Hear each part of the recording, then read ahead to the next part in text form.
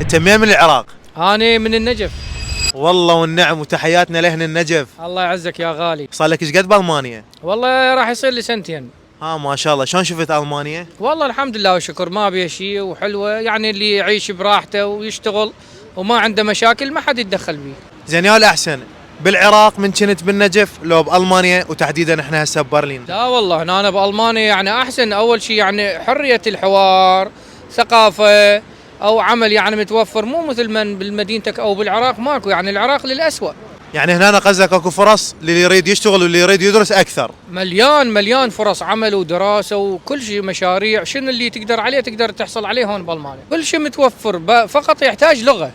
حلو. لازم تتقن لغة الألمانية أو عندك يعني الإنجليزية، يعني لغة حوار بينك وبين الشخص اللي تشتغل وياه، على مود يعني مثل تفهم عليه، مو مثل ما عندك لغة ما تعرف شو تسوي، مثل الشخص الأعمى يعني إذا ما عندك لغة. يعني تنصح الناس